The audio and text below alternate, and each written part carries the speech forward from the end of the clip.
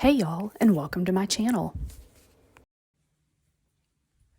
Alright, so one troubleshooting problem could be what to do if your shirring starts unraveling. And I wish this piece was another color but black, but the black one seems to be doing it the worst. So you can kind of see where it looks like the stitches are unraveling. You can see the little loops there. Now, with the I'll call it professionally done shirring, they actually use a chain stitch. So it's actually not as sturdy as a shirring that you would do like yourself on your home sewing machine. So a chain stitch essentially is basically like one thread. And if you pull on the correct one, the whole thing comes undone. Which is why it's not as stable as something that you would do at home. And for this, you can see that also the difference with the professionally done ones versus the ones you do at home. If you're shirring yourself, you would use a regular thread in your top, on the top of your stitch, and then your elastic underneath. Well, because they do a chain stitch, they're using elastic thread for everything. The benefit to that is the professionally done ones do have a little bit more of a stretch and a give to it than one you might do yourself at home, but it's also not as sturdy. So you can see here, let's see if I can get it where you can see it better. So I've pulled that little thread that's a loop there, and if I continue to pull that, you can see where the threads, it just continues to come undone. There's that little loop there, and it just pulls out. So how do you manage this? Well, the first thing I would say is don't pull your smocking so tight. So in other words, don't have a piece of smock fabric that's like so tight around your body that it's stretching to its limit. It should fit snugly, that it will stay up without straps, but it shouldn't be stretched so much that most of the stretch comes out like that. Number two is I would always, if you're going to buy, like, I would say if your bust is 30 inches around, buy the 30 inches. Don't buy a little bit less, because those extra inches, you can, if you do get something like this where it's coming out, you can fix that, because a lot of times even sewing it or serging the edge or something like that is not going to keep this from unraveling. So what you have to do is basically find the loose end of the stitch, and you need to pull it through from the front to the back. I mean, and I'm sure there's other ways you can do this too, but this to me is the easiest way. But pull it to the back of the fabric and then pull it through the first loop that's loose. And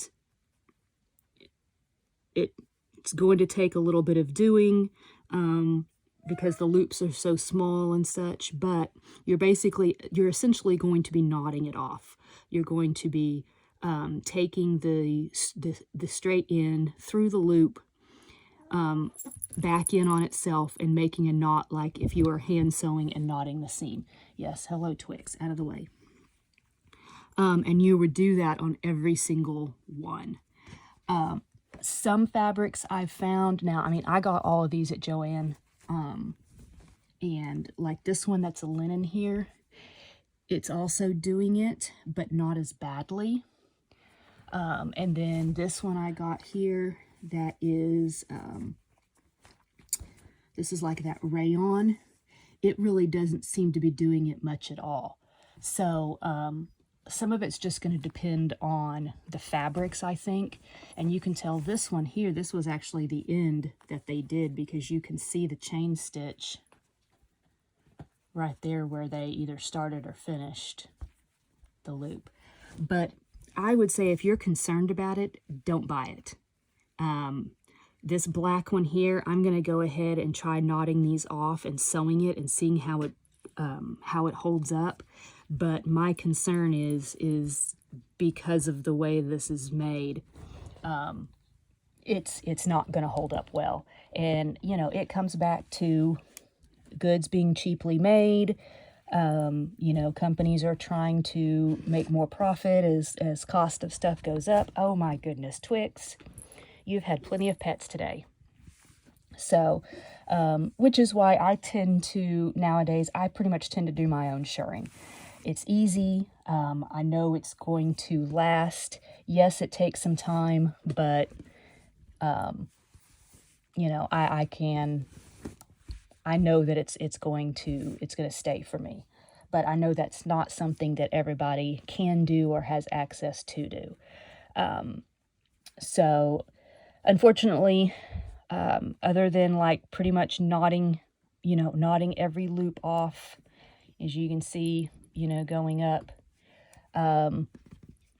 there's not a lot more you can do, which is why I say if you're, you know, if you've got several inches to work with, because you've bought, you know, normally if you buy, say if you have a 30-inch bust, you would normally buy about 4 inches less to help with that stretch. But if you go ahead and buy that 4 inches and use that 4 inches, even if you need to just take and pull out the stitch longer into the fabric, just so that gives you more to work with to loop it through your fabric.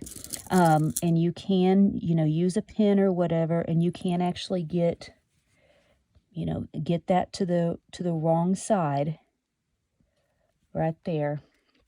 Pull it up on the wrong side and then knot it off. You don't want to knot it like over the whole mess of fabric.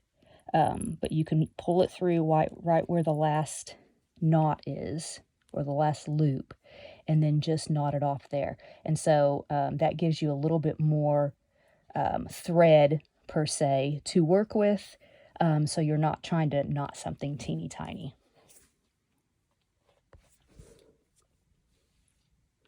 All right, next little troubleshooting thing is what to do.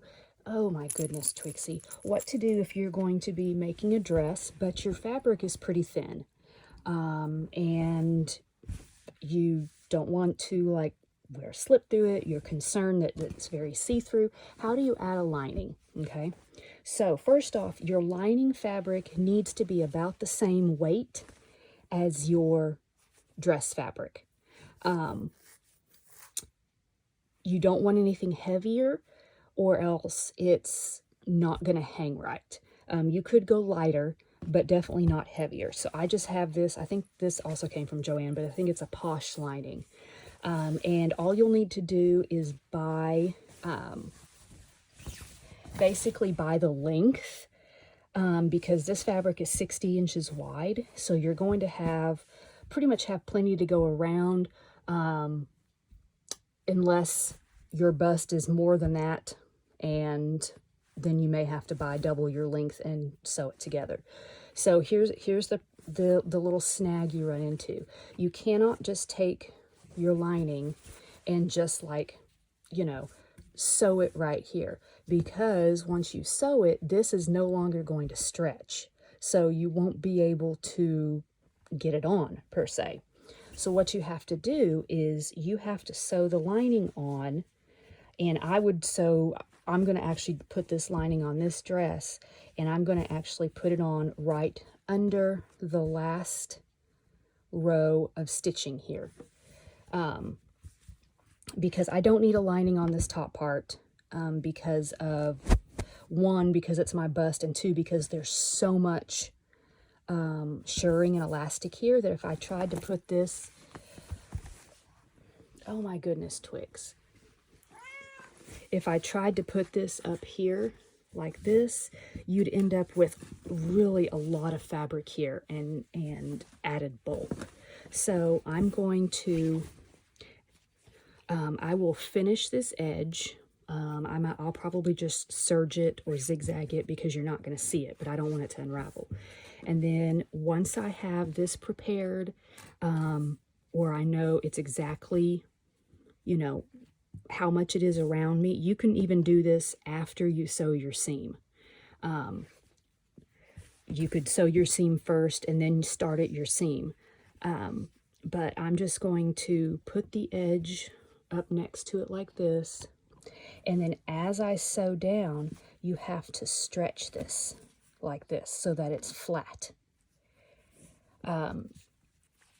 And I'm not going to even pin mine. You could if you wanted. I'm just going to, and obviously you're going to want to sew it in a matching color.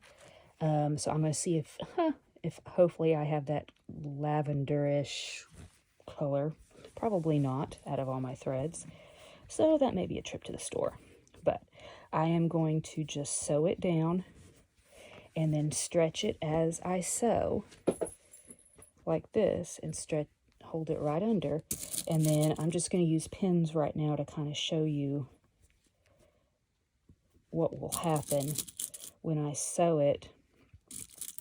And then once I let it up, you'll see this will gather along with your fabric. So then you will have a lining that's gathered to your fabric. And then obviously for the length, you just cut it off and hem it at whatever length you want your lining to go. If you want it the whole length or you want it to stop at your knees or whatever like that. But that would be the easiest way to add a lining to one of these dresses without having to wear like a separate slip or something like that. Just take your time, stretch the fabric until it's flat, and then just sew, and I would just use a straight stitch, sew right under the last row of shirring. All right, so I've already done my back seam, or done the seam on the fabric, and I've serged my edge here. And I'll see if I can get around here so you can see. I'm just sewing. You see how that gathers up like that. I'm just sewing right under my serged edge and sewing it right under the last row of stitching there. So when I pull it taut, sew it, and then when I let it go, it's there. And I'll go all the way around, and then once I get back here, then I will sew the seam together on the back. So I did actually find a close enough purple, so I didn't have to go to the store. So let me see if I can show you. So see, I'm just stretching this way out so it's nice and flat, and then just lining up so that this last stitch of my serging is right on that, and then just sew right down. And I actually have my free arm off so that I can just slide the whole thing on. But if you don't have that, you can still do it. But I'm just going to go very carefully, take my time, and go around the whole thing. All right, so I finished sewing the lining on, and if you can look closely, you can see the second stitching there from where I sewed the lining on. Let me turn it inside out. So it looks like that. And then I just sewed that closed and kept it separate from this, because I went ahead and sewed up my one seam prior, so that way this would be kept separate, and then just hemmed to the bottom where I wanted it. But super easy, and you can see it stretches with the bodice, so you don't have to worry about breaking stitching or anything like that. I hope these tips help when you are sewing and working with smocked fabric. Make sure you like and subscribe for some more great videos, and happy sewing!